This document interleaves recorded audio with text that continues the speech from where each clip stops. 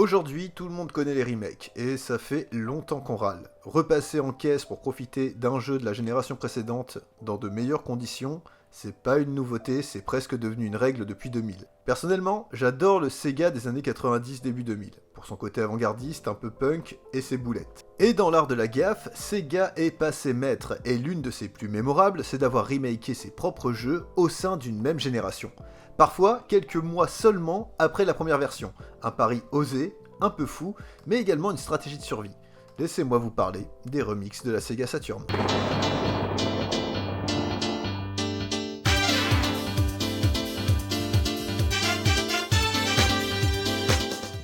Petit retour en arrière à l'époque de la techno et des accessoires fluo, à une époque où la révolution tenait en deux lettres, C, D.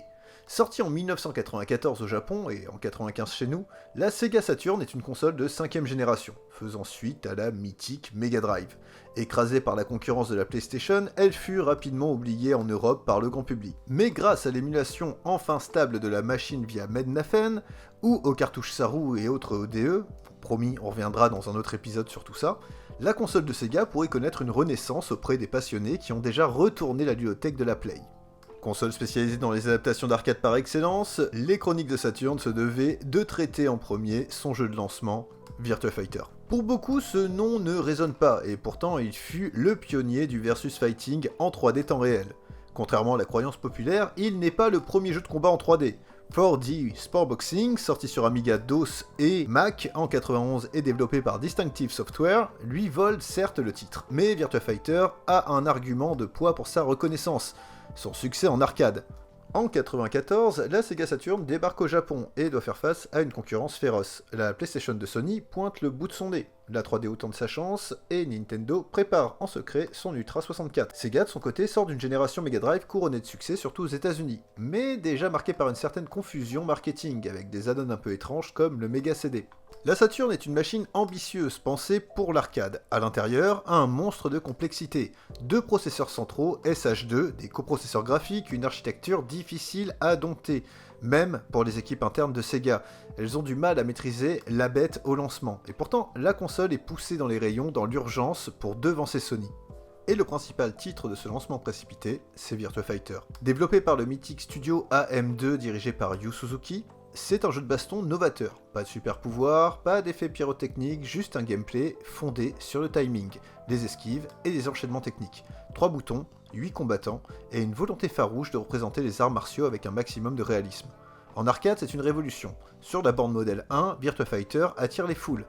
Mais sur Saturn, la première version laisse à désirer. Alors oui, l'animation est fidèle, les graphismes sont bruts, les personnages sont sans texture, l'aliasing pique les yeux et les décors sont très sommaires. Le jeu est vendu en bundle avec la console dès sa sortie, et l'illusion et l'effet waouh fonctionnent, en tout cas dans un premier temps. Malheureusement, Virtua Fighter va vite faire pâle figure à côté de jeux comme Battle Arena Toshinden sur PlayStation, qui est tout en texture et en effet de lumière. Et puis arrive Tekken, une claque graphique, une maniabilité plus accessible, une nouvelle ère du versus fighting est en marche. Et Sega peut pas rester sans réagir. En moins d'un an, Virtua Fighter Remix est mis en chantier.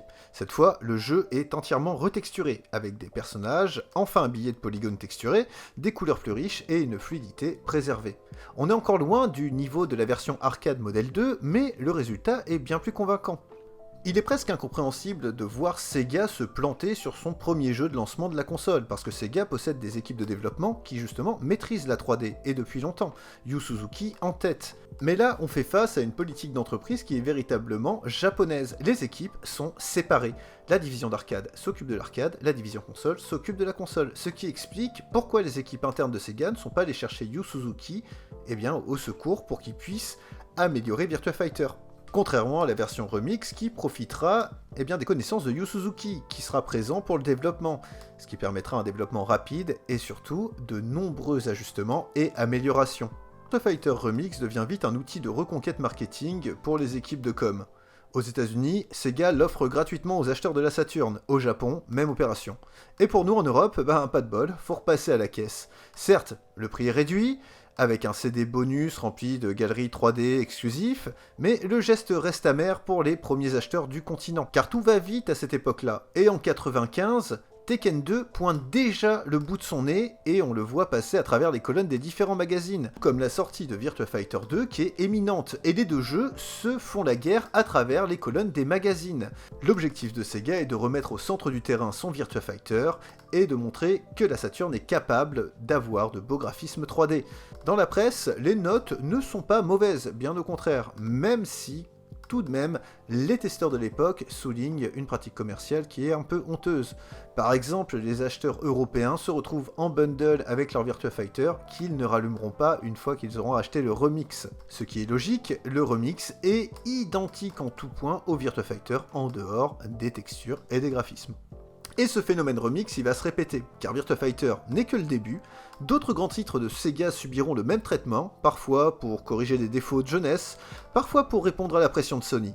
Dans les prochains épisodes, on met les gaz pour visiter les coulisses mouvementées de Sega Rally et Daytona USA, les autres remixes mythiques de la Saturn.